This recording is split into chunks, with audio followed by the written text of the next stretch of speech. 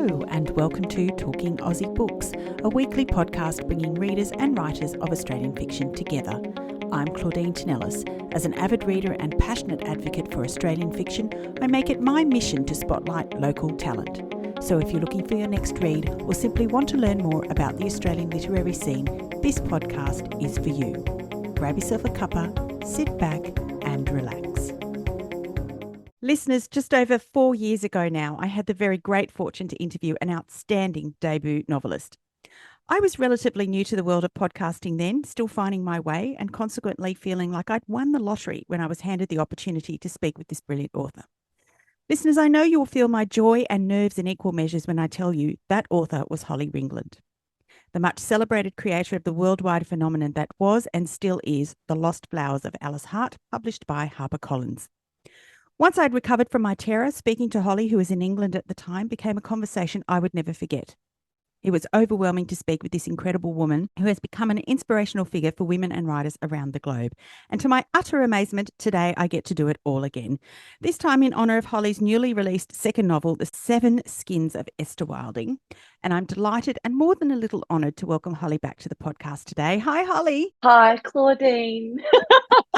It's so nice to be back here with you. Oh, I barely coped with that beautiful introduction. Thank you very much.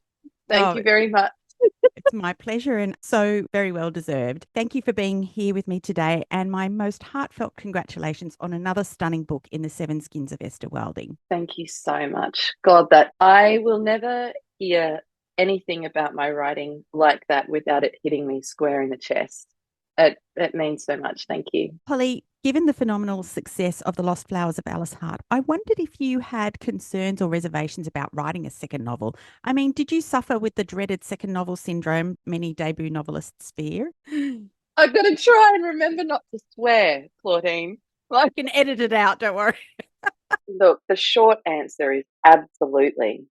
Because it's the way that the world is made. If you make something or offer something to the world, and to everyone's surprise, most of all your own, perhaps, it's a success, as was the case with Lost Flowers. When I wrote that novel, I hoped one publisher, genuinely, hand on my heart, this is not false modesty, I hoped one publisher would think that it wasn't shit, and that it would be published and would maybe open the door for me to do a bit more writing. Mm. And then once it was published, there's the next level of, oh God, I hope one reader doesn't think it's shit. The very last thing that I ever thought that would be possible with my first novel is that I would one day find myself standing on the television set of that novel watching Sigourney Weaver walk past me in costume dressed as somebody that I made up. I don't know if I will ever be able to process it. It is something that I am awed by every day. And so when that happens to your debut novel, how do you write a second one when it seems like at some point in the world, even going to Woolies, the staff on the checkout are like, hi, how you going? Good luck with the second novel. You know, like it just, I mean, nobody in Woolies actually said that to me, of course, but it felt like it was such a common conversation being had around me that it was happening even in small talk, is what I mean by that example. And so if I go back a little bit to 2017, when I had signed with Catherine Milne, the beautiful Catherine Milne, the brilliant Catherine Milne at HarperCollins as my publisher. And I had submitted nearly the last draft of Lost Flowers. And I was in the beginning, the very early stirring of noticing that a new story was tugging on my sleeves for attention. And maybe we'll talk about that separately when we talk about Esther. So I'll put that story of the new story to the side. But more to say that once I became aware that my mind and my imagination had started to stir up the gold dust again, I remember really clearly in 2017 thinking about second novel syndrome, air quotes, and thinking about how much I was not interested in letting fear of that pressure into the driver's seat. And I think the place that gut driven determination came from is, and I think we might even have talked about this in our podcast that we did together those 4 years ago for Alice Hart, that it took me till I was 34 to fulfill what I've known about myself since I was 3, which is how old I was when my mum taught me to read. And I turned around and said to her, I want to be a writer, Mum. I want to be an author. And it took me 31 years to take that seriously and to try, because as I've been open about, I lived a lot of my past under the trauma and tyranny and control of male perpetrated violence, which is where the genesis of writing Alice Hart came from. And so the reason I bring that up and say that is that after I had written and completed a draft of Alice Hart, and a publisher had bought it, and I knew it was going to be turned into a book, and I felt skinless every day about that reality, I had a strength that was new to me inside of myself and was quite reflective. And when I was about 10, 14, my favourite band, and still my first true love and favourite band, Pearl Jam. So I'm going to delight in quoting Pearl Jam now in a heavy, philosophical, deeply emotional conversation about writing and the craft. But there is a Pearl Jam song called Wasted, and the lyrics are, I've tasted a life wasted, and I'm never going back again. And that the idea of that, what that is communicating, is what was my body was full of this day in 2017, when I noticed, inherent behavior in me that was trauma informed was to fret, was to make myself small, because if I made myself small, I was safe. And I noticed all of those feelings firing up when a second novel came calling. And as I said, I had this sense of strength rise up to meet those feelings. And I thought about that Pearl Jam song, and I said to myself, listen, if we are going to be lucky, I talk to myself in the we. It's like team Holly, it's the we. Maybe I'm addressing the inner critic and the inner fan. Like there's a whole little club there that I address when I have these conversations with myself. And I kind of said to myself, if we're going to be lucky enough to write more than this, then I am not squandering a second of it writing from a place of fear and pressure. I am going to promise myself that I will write from the place that I have known about in my body and my being since I was 3, which is how much I love stories and how much I love books. And if I write from that place, I'll write something true. Yeah. But if I write under fear of pressure, and if I write under fear of doubting myself, I won't write something true. I will write just my fears onto the page. So that was the promise I made myself in 2017. Of course, being an imperfect human, I didn't always keep that promise to myself.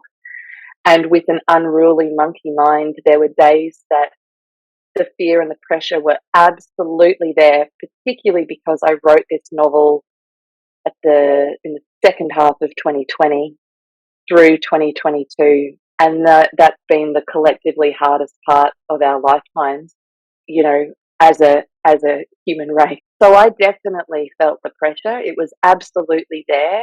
And I constantly met it and managed it with this knowing and that strength that I promised myself to maintain 5 years ago as I started to dream Esther's story into being. Yeah, you've touched on what I wanted to ask you about next, but I wanted to say that I was lucky enough to meet you in person at the Stanton Library in North Sydney early last month, on what was potentially one of the wettest days Sydney has seen in an incredibly long time.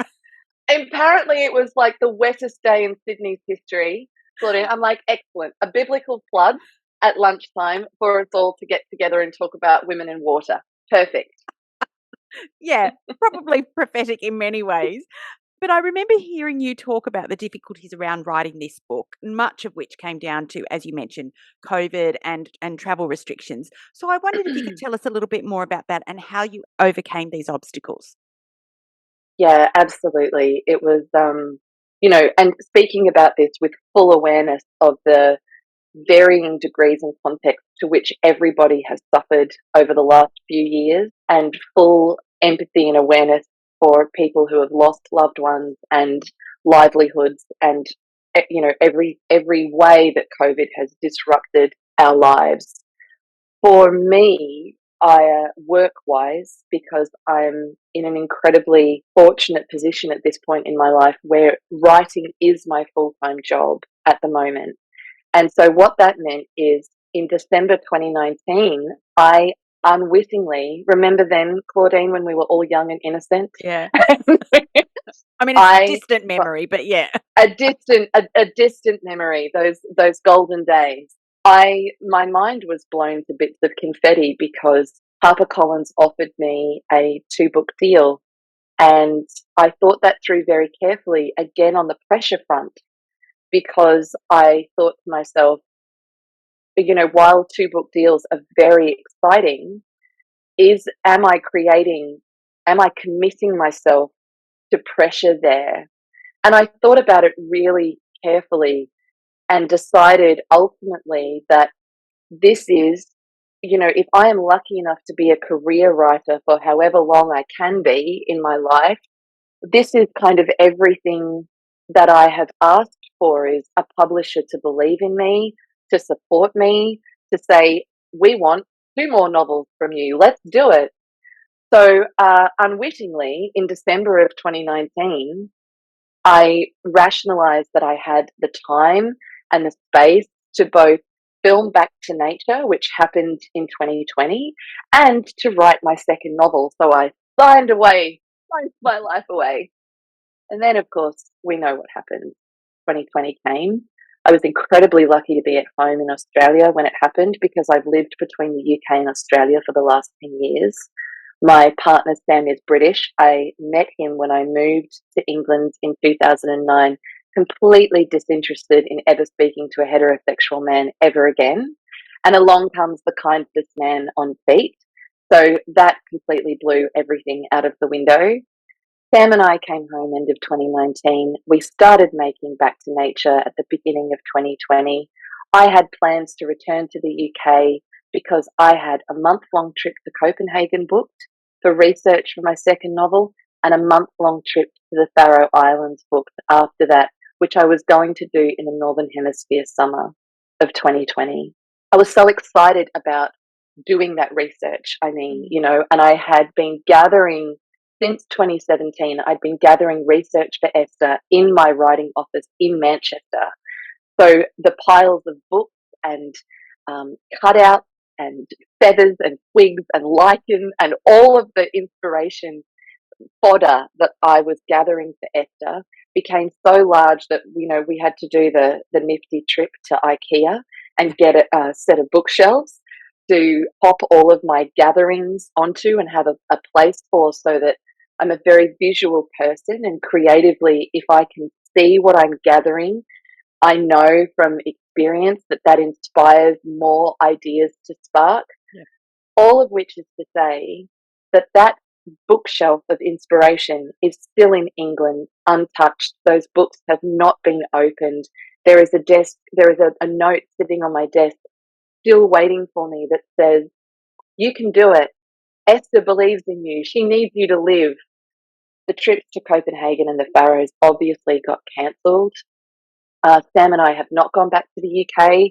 We've been living in Australia since 2019, very luckily to be able to do so. Side note, living with my darling parents, exactly how you imagine midlife to be with your partner. And it became really clear in the mid-half of 2020 that all of my best laid plans, no matter how much work I had done on, I can only control what I can control, no matter how much work I'd done on my psyche to step out of post-traumatic stress from past life stuff, that was a really confronting challenge, to think that the novel that I had been tending to, the research garden I had been growing, was on the other side of the world. I couldn't get back to it. I couldn't take the research trips that I had planned. And I had signed a legally binding contract to create something that did not have a disclaimer saying, Holly can have 5 years off if there's a pandemic. In the event of a pandemic, Holly gets to get out of jail free card. Not to mention that the deepest gut feeling that I had about myself as a writer then was that I am not somebody who can write a place or a landscape unless I have walked lightly on that ground with my own 2 feet, seen it with my own eyes, sniffed it, felt the air on my skin, met locals, heard their stories, felt culture, listened to country talk back to me through waves and birdsong and trees or lack of trees. Yeah. And I was just right up against it. It was, all of our minds were taking an onslaught of information and fight in anxiety and fear and uncertainty at that point. And the concept of trying to hope, to be hopeful about escaping into imagination in terms of, I'll just try and focus on the book and throw myself into that. I didn't bake a loaf of sourdough, Claudine. I faced like writing a new novel, and I just really got to the point where I thought, I can't do this. I rang Catherine, my publisher, and I said to her, I think I might have to think about it and pitch you a different story, one that I can walk into and wear the skin of and know the land of, because I'd been to Tasmania and I had been to Copenhagen, but I'd never been to the Faroes, and that was the part that really felt that undid me. And Catherine and I might have spoken about this, I can't remember, at the event we did where you and I finally got to meet in person. But Catherine, was so understanding and empathetic, and she made all the right noises. Yes, Holly. Oh, God, this is hard. Painful. Yes. No. God, agony. And she said to me, let's sleep on it. This idea of, do you pitch me something else? Let's sleep on it and let's see what comes in the next few days. And the next day my phone pinged and there was no text message. It was just a link to a podcast. And the title of the podcast was like, Amy Tan, globally best-selling author of the Joy Luck Club, speak about how she made up a landscape that she'd never visited and how she'd written a time frame that she can never go to because it's historical fiction. And Catherine she didn't even drop a love heart, an emoji, a kiss. It was just this link that came at me. And I was sort of, out in the paddock feeding the ducks because my parents live on acreage on Yugambeh land. And I looked at my phone and I was like, nice one. And then the next day I got another link, another gargantuan author talks about a place that they made up in their best-selling novel that they never got to go to. But the outcome of that was a reminder of how incredibly powerful belief and encouragement are in a writer's life. And with Catherine's belief in me at my back, and the support of my family and my partner Sam, I sort of pushed up my metaphoric arm sleeves, if you like, and I thought, okay, the Bronte sisters wrote novels without Google, so if they could do it without Google, I can use Google, and I can do this. And so I just started reaching out. I did really concerted research on Google because the internet is just a quagmire if you're not focused. And I found Faroese artists and writers, and I wrote to them and I put call outs on Twitter asking for people to help me if they knew anything that I needed to know about the islands. And people responded. People so kindly responded, and it was incredibly heartwarming and moving during the time as well, because we were all locked down and shut down. And I kind of wrote to people in the Faroes sort of saying, hi, I'm a writer in Australia and I'm not unhinged, but I'm writing my second novel and I can't get there because the world literally is closed. And this incredible Faroese artist and writer named Raquel Helmsdale, she responded to my email and she said, I would absolutely love to help you. So you let me know when you have questions I can answer or something, concrete I can do for you. And she did. She was one of my sensitivity readers of the novel, and she gave me the gold treasure local knowledge of the Faroe Islands. And I mean, the last thing I will say, Claudine, considering myself as one of this legion, but God bless the geeks in this world. God bless the people who film driving onto ferries in the Faroe Islands and upload it to YouTube with like soundtracks and little subtitles because they think someone's going to find it interesting, because I am that person who watched their videos of driving onto the ferry, and I watched them on repeat, their little travel blogs, and then saying, yes, it was a 36-minute ferry ride to Kalsoy. And I'm like, right, Esther was on the ferry for 36 minutes to get to Kalsoy. And the people that love planes, the people that are like, now I am filming my trip from Copenhagen to Torshavn in the Faroe Islands. Here is what they served me on my flight. And I'm like, Esther ate the packet of peanuts on sort of Faroe Islands Air. Like, the geeks in the world saved my life writing this book, honestly. And the rest was just willing myself to remember what it was like to be to places with similar climates, to be in places like I've been lucky enough to be in Connemara in Ireland on the west coast that has very few trees, just like the Faroe Islands. And so that sense of sea spray and the colours of lichen on rock and the way the wind blows when there are no trees to, that's the power of where the imagination met the Googling. So it really tested me, and what an incredible gift to be given by the act of doing something you can't do, to be proven wrong about yourself. Very humbling. I love that. And yes, I do remember you saying that. That story about your correspondence with Catherine about your research. My God. It's hilarious. Yes. But at the time, I can imagine it would have been somewhat sobering. It was very anxiety inducing, also because self-doubt and fear need very few snacks to get the party going. Yeah. And when you're on the other side of the world from all of the research that you've been gathering, those forces in my mind were like, see, you can't do it. You can't possibly do this. So putting those voices where they belong, in the back of the car, not in the driver's seat, is also always a very empowering practice. Indeed. Well, you did do it. And I have to Thank say you. that The Seven Skins of Esther Wilding was an astonishing novel with many layers of complexity and lyricism, combining myths and legends with story of women overcoming fear and oppression, of loss and grief. So I wondered, Holly, could you tell us more about the story and how the idea first came to you? That's so beautiful. Thank you. That's so beautiful for me to hear.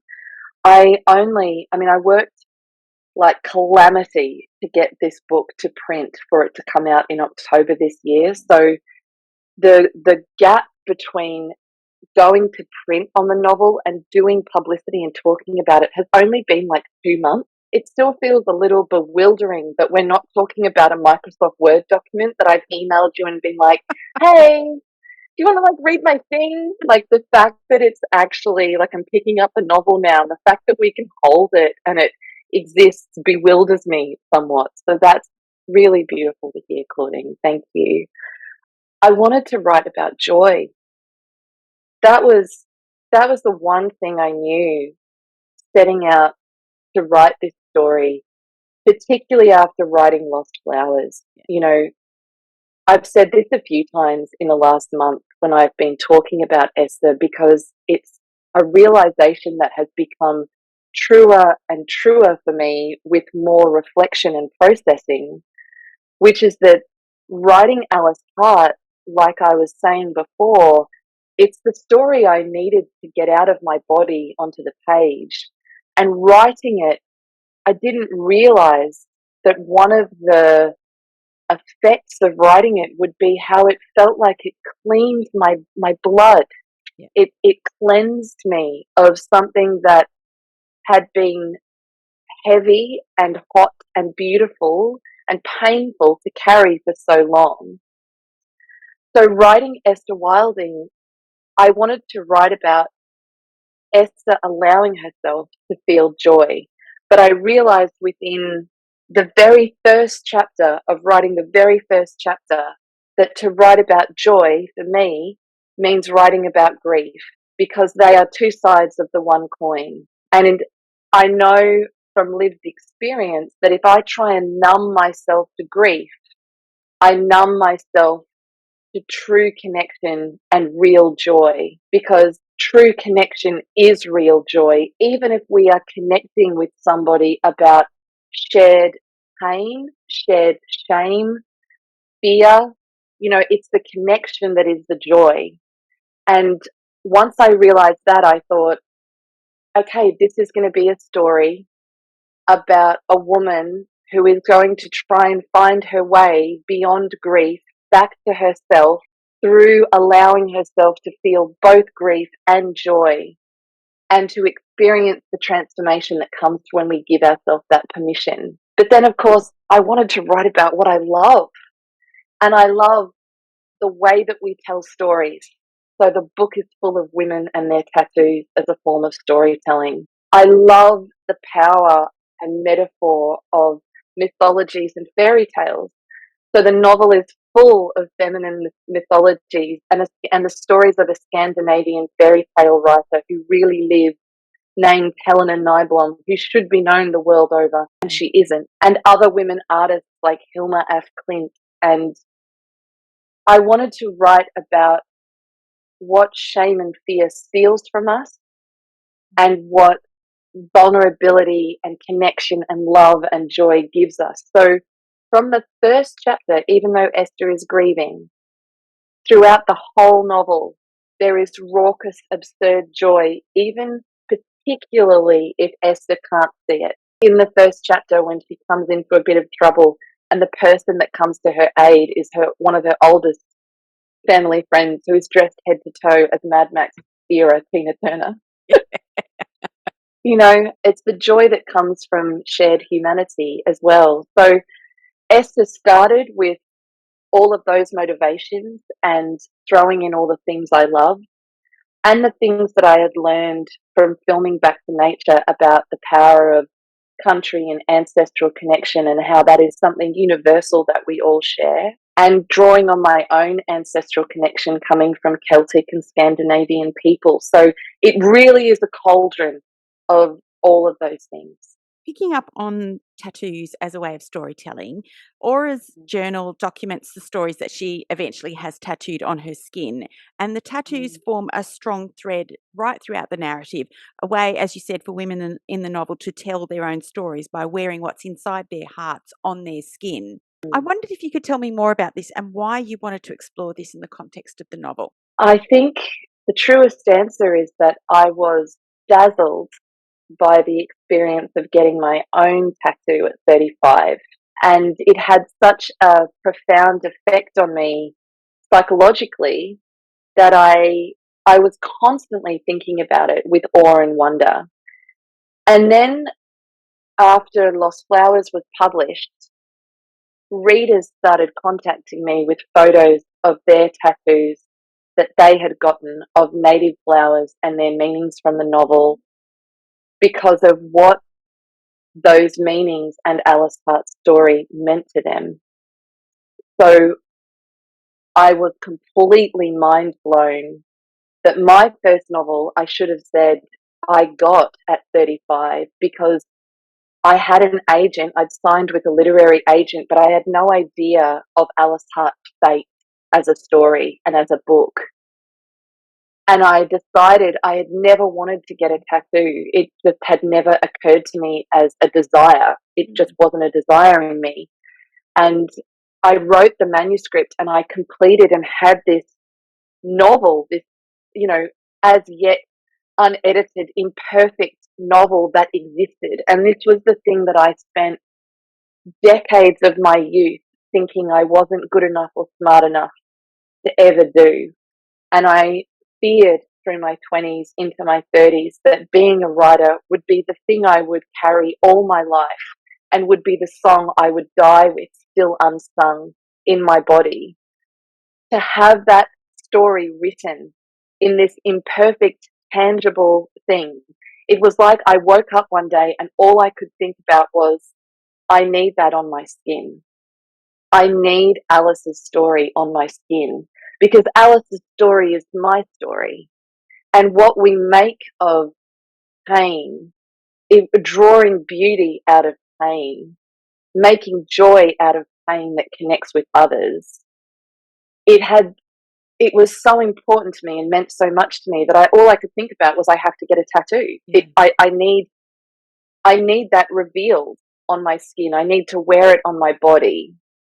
So it felt very much like instead of getting ink put on my body, I was instead getting something revealed so that I could wear my heart on my skin, so that I could see it. I could self-decorate. I could take this body that belongs to me and is not defined by anything other than my relationship with this physical body. It's not what men have done to it. It's not the scars that are left on my skin from violent actions done to me. It's not defined by those things. I can self-decorate and adorn my own body with the stories and the art of my choosing. The power of doing that, and then of readers going and getting their own tattoos inspired by Alice Hart. It was just omniscient in my brain that writing about women and tattoos in this way that I had come to understand being tattooed myself was absolutely an integral part of Esther Wilding's story, and specifically a powerful way of women owning their bodies and through that act of ownership telling their stories. So it was a complete and powerful delight writing that part of this book. It was such a strong thread right throughout the novel, Thank from you. from Esther's mum to her cousin in Copenhagen, and Yes. even Sophus's mum on the Faroe Islands. I mean, it was just Yes. it just ran through all the women in this story, and I just found that so incredibly powerful. I'm so glad. Thank Yeah. you. So let's talk fairy tales and legends for a moment. As you said, that was something that you were passionate about, and you wanted to pour into this story. Many of the tales that Aura documents in her journal are about selkies, about women who Mm. shed their skins to become mortal. Was this something you've always wanted to explore in your writing, and why? I don't know that it's not that I've always wanted to explore Selkie stories. It's more that it feels to me, and I know to many, that fairy tales and myths contain so many archetypal keys when we read them that our soul somehow recognizes. We recognize the metaphor in fairy tales that are as old as storytelling is, and myth. We recognize metaphors in them that are mirrors for our own lived experience. And we're not talking, of course, the Disney reworkings. We're talking about the way that stories have all been told to warn and guide us, filled with, magic, filled with the unreal, filled with imagination. But at the core of them all are deeply human and relevant experiences to our relationships with ourselves and each other and to the natural world. So I have always been besotted with folklore and fairy tales, just like so many other people. And as I explored in Alice Hart with the way the stories we tell ourselves about the lives we are living can either entrap us and keep us stuck, or they can free us if we are brave enough to tell ourselves the truth, a truthful story about what our truth is and what we're living.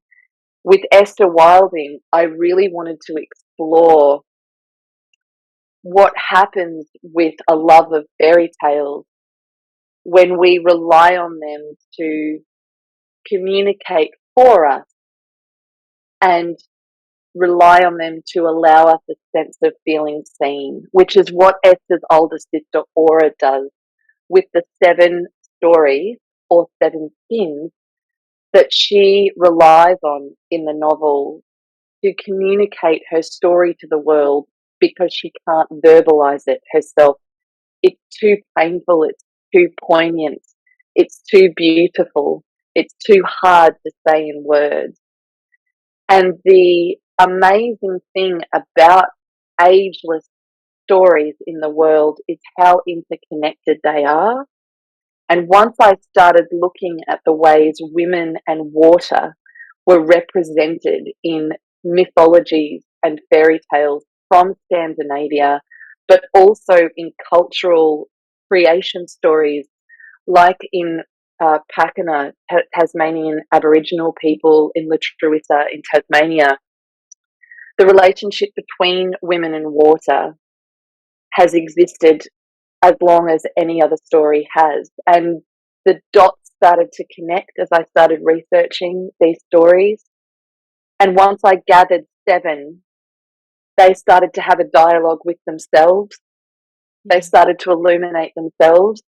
And I still don't fully understand or can articulate the power of stories, but they are alive things. We read them to life and then they start talking to each other. So working with Helena Nyblom's fairy tales, as I mentioned, there are 3 of her fairy tales in this novel, and they are the 3 most cautionary, moralistic stories that she wrote at the turn of the century about how women are entrapped and punished for having desire, and a desire for freedom and a desire for sensuality.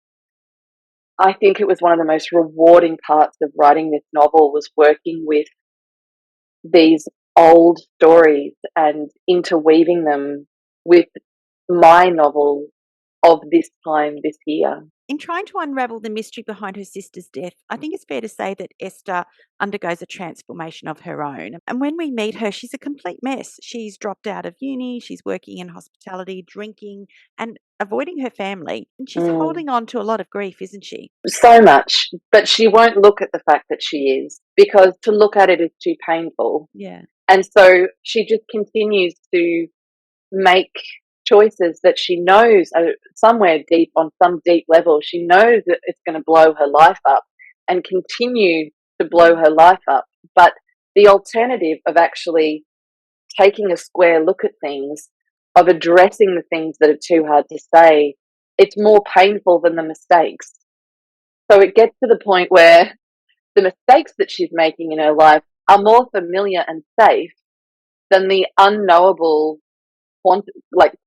quantifying future of naming what she's feeling and trying to take agency of her life. Yeah. I could sit here and try and tell you that I didn't draw on my own experience of being a red hot mess in my 20s, Claudine, but we all know that that's not true.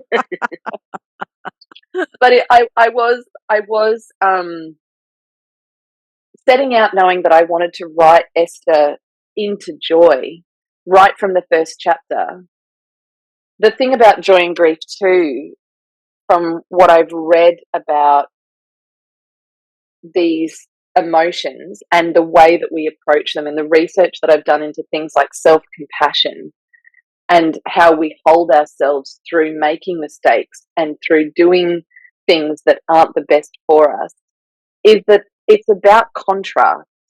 We can't know the vast capacity we have for joy and the power of joy to the same degree as if we don't allow ourselves to feel grief go through us in its fullness, to let it come, to let it hurt like hawking hell, and to let it keep going and come back and keep going and come back. And so thinking about that really inspired me and made me realize that in my discussions with Catherine about Esther, when she sort of said to me in my first draft, I was a bit too easy on Esther in the first third of the book. And Catherine's like, you're letting her off the hook. You're being too easy on her. And she's like, and I said, are you kidding? Look, she's lost her big sister. Like, I don't want to make her go through anything else. And Catherine has this way of looking at you with this wily twinkle in her eye that impales you and goes straight through you and lands exactly where the truth needs to land. And she's like, what were you like with grief and joy in your 20s? And I'm like, oh, that's low. That's low. But it was true, because for Esther to feel the weight and power, the power of vulnerability and connection and joy and having your own back, to appreciate that permission that we can give ourselves to feel those things, it's so much more powerful if she's also allowed herself to acknowledge the depth of the other end of the spectrum. It's really interesting too to notice readers' responses, because readers have shown up for me with this book. I'm in tears, moved to tears daily by the love people are feeling for this story, which I don't allow myself to think about while I'm writing it, because you're in such a fragile headspace to write it, that to think about Esther being outside of just this little creche where it's me and her is too much for my mind.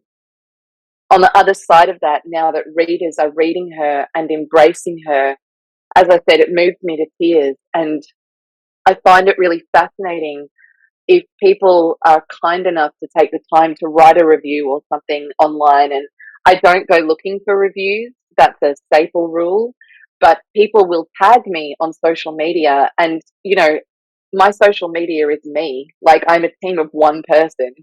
So if somebody tags me in something, I will, wake up with my coffee and I might open Instagram, and whether I like it or not, for better or worse, something I've been tagged in will be waiting there. But with Esther, people have, it's been beautiful. And it's been really interesting when people take the time to write a review and they say something like, Esther really pissed me off for the first third of the novel, for example.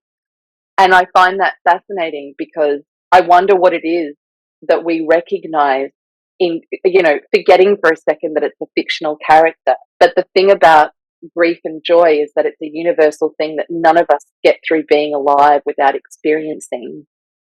And if somebody is bumbling along making bad choices because they're trying to do their best in their world with grief, it's so interesting how the hot chestedness that I felt writing it, readers can also feel reading it, because this is not like a science fiction novel. These are experiences that we all have. Not to say that science fiction, I'm a huge Star Wars, Lord of the Rings, everything fantasy fan.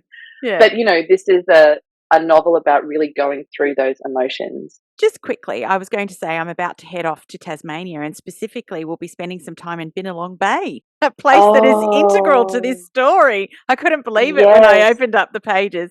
Now, I'd never actually heard of, is it marina shells? Yeah, there's marina or marina. There's two pronunciations. So okay, yeah, and they live amongst the kelp that can be found in Tasmanian waters. So I was wondering if you could tell me a little bit more about them and their significance to this story. So it might have been January or February of 2020, I went to an exhibition at the Queensland Art Gallery in Brisbane, and there was an exhibition on called Water. And I was very much again, it was January 2020, we had no idea what was coming. So I was very much in the gathering, I'll take this back to England, to my office kind of phase. And I went to this exhibition because the Goma in Brisbane, they do such incredible work with their exhibitions, where they just give us the opportunity. They give, patrons that go to the exhibition such an incredible opportunity to explore themes through such diverse artists. And I was struck by the the art there was so immersive, told from so many different perspectives and voices, many of which were women's. And there was this slow building feeling as I went through this exhibition of how primal our connection to water is, particularly salt water, and lots of awareness of course, climate crisis and the oceans warming, and all of this was swirling in my mind, and thinking about Esther and this sister relationship with Aura, and that deep love that feels ancient and everlasting, and then the other places in the world the novel is set, Copenhagen and the Faroes. So all of this is swirling, and I knew that I wanted to set Esther and Aura's story in Lutruwita in Tasmania.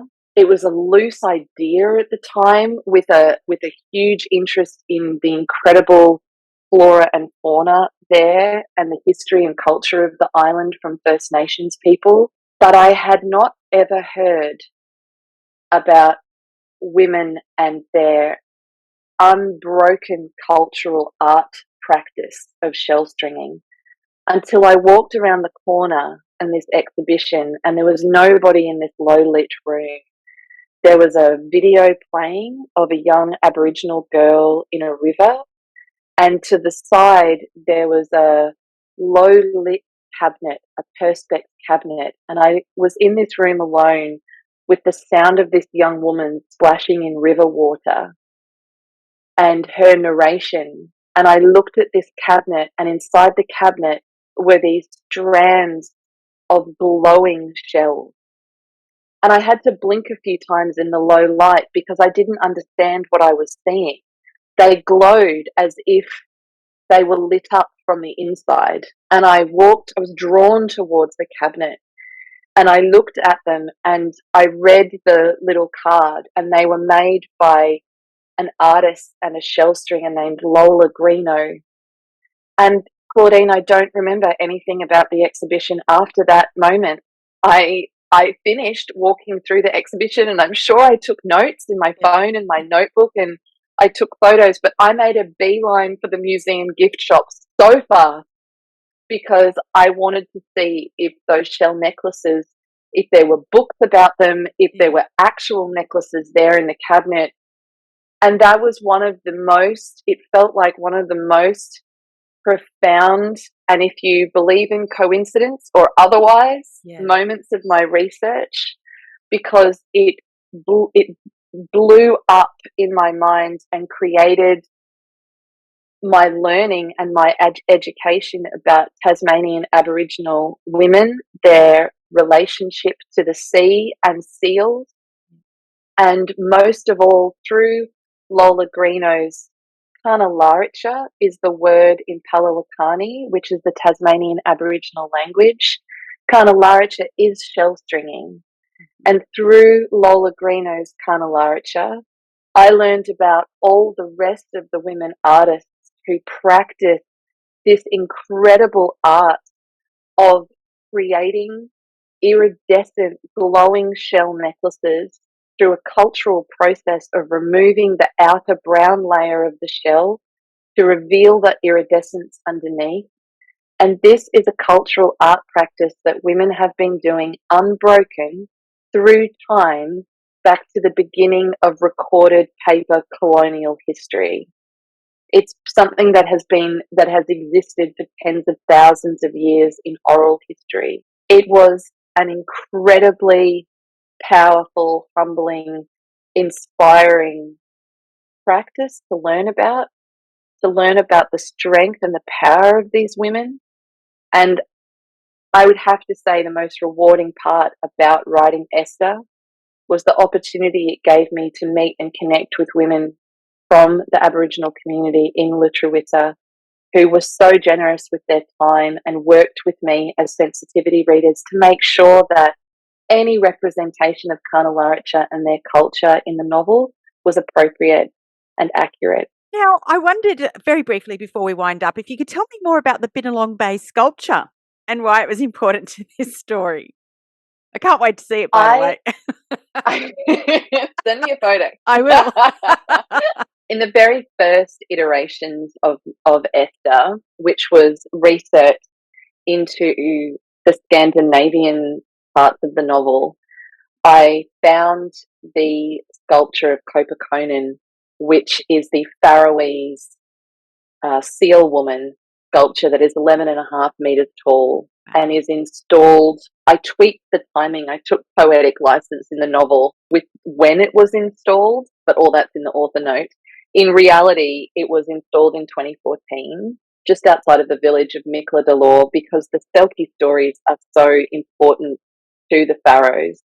And Copaconen was installed there, facing the village, where it was said that a fisherman had come to the shore and stolen the seal woman's skin and refused to give it back to her for 7 years. And this is the general telling that Selkie fairy tales and myths tell. So the stature of this, and you can see it, there's a photograph of it in the novel. She's skin number 5, the 5th skin. And the stature of this woman is, she is naked, so she's sort of natural with one leg still in her seal skin, and she's holding that seal skin in one hand, and then the other leg and arm are free, and it looks as though she has just, at 11.5 feet tall, climbed out of the sea onto this outcrop of black basalt rock, and she is facing the village where this fisherman is said to have come from when he stole her skin. So the side note to that is there are different feelings in the Faroes about how people feel about which way she's facing. She's facing the village as a warning to say, do not take what is not yours to take. Other people, particularly women in the Faroes, feel like she is placed facing the wrong way, and she should be facing the sea. She should be facing her country and her kin that she was prevented from returning to when the fisherman stole her skin. All of this is to say that this sculpture and representation of the feminine is very strong. Even in her nakedness, it's not the kind of nakedness that was perhaps 19th century, we could never have clothes on, our boobs always had to be out while we were eating fruit, kind of, art. Her nakedness was purposeful. Her nakedness was natural. So there is so much strength in the sculpture. That is to give context. That was in my head, very much in my head and very visual. And that is to give context then to how it felt a couple of years later, because I think I first saw a photo of the sculpture in 2017. And then I travelled to La Truita, Tasmania for my very first visit at the beginning of 2020. So I had Copaconen, the image of Copaconen as a sculpture in my mind so strongly from having stared at it, and I had a framed photo of it on my writing desk wall, to turning up in Larapuna, the Bay of Fires, near Binalong Bay, and driving through Binalong Bay and looking up, and here is a sculpture of a woman in a bikini with her legs, presumably it is meant to be that her legs are in the sea. The sea is made of stone. She has no feet. She's in a bikini. Her hair is kind of blowing. And my jaw dropped the first time I saw it because of the context of comparison that was in my mind from having sat for so long in my imagination with Copaconen. And then how incredible it was that she didn't have feet in this sculpture, and that she was perpetually in a bikini, which meant that she'd been given clothing, but all she got was a bikini. And her purpose was to stand there. She looks young, young in a bikini, and her purpose is to stand there with a sign carved into the stone saying, "Welcome to Binalong Bay." And there is not anything that I could find out about the origins of the sculpture. The closest thing I could find was on a travel blog saying that, there were rumors that maybe it was based off a surfer's girlfriend in the 60s or 70s. That was the closest I came to getting any info. about it. But the role that it plays in Esther and Aura's life, that's the beautiful thing about fiction, is that sculpture is a piece of art.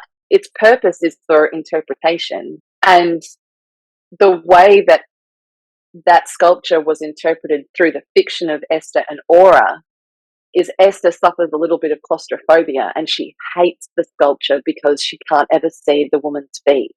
And it was an example of the sisterly bond between Esther and Aura when they were young and teenagers. And Aura tried to teach Esther the art of psychological reframing. Like, what would happen if the Bennelong Bay girl could raise her sword and had a cape on, a cloak? It was a beautiful image to be able to mirror and play off, both in their relationship and also with the art of the sculpture in Copaconan in the Faroes. Holly, I wondered, given that everything that's happened in your world in the last 5 years, if there was something that you know now that you wished you'd known before Lost Flowers was published. There are so many things, Claudine. My goodness. I think the biggest thing is that your inner critic is never telling you the truth about yourself. Your inner critic is constantly coming up with justified reasons for why you shouldn't try. Because if you try, you are vulnerable. If you try, you are at risk. And the inner critic's job is to keep you from feeling at risk. And so they will be as arse-polish as they need to be, those voices of that inner critic, to just stop you from being bigger than small. And the power, though, that the inner critic has is not to ever be discarded or discredited.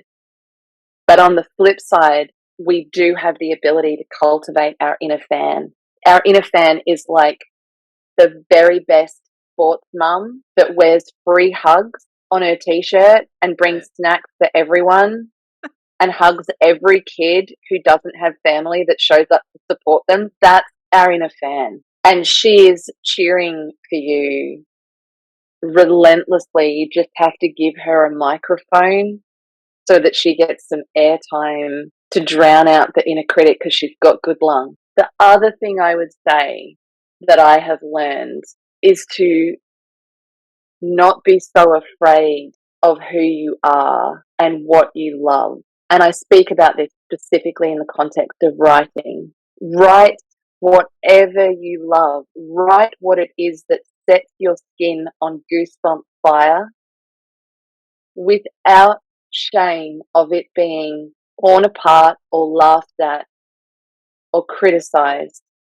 Because if you write what you love and what makes you feel like you're just burning up inside with joy and geek high, like, find that inner plane traveling filming lover and write with that conviction of that, a plane guy 73 who uploads his plane videos to YouTube. Find that inner version of yourself and write from that place, because when I write what I love without succumbing to fear of being labeled too emotional, too soft, too sensitive, which are things I've been shamed for and bullied for in my past, that is how stories live. And what greater gift and power do we have than offering a story that lives for somebody else to take into themselves and read to life. I think those are two things I did not know, and that's what writing has transformed in me. Thank you so much for sharing that with us. Beautiful questions. Thank you for giving me the chance. Holly, what an honour it's been for me to chat with you again today. The Seven Skins of Esther Wilding is another unforgettable, beautifully written story that I will cherish. Thank you for joining me on Talking Aussie Books today. Thank you so much for having me, Claudine, and thank you for everything you do to support and encourage readers and writers. That's a wrap, folks. If you enjoyed this podcast episode, please drop me a line via my webpage at claudinetinellis.com, via Instagram, Facebook or Twitter. Alternatively, consider leaving a review on Apple Podcasts, Spotify or Google Podcasts. Until next time, happy reading!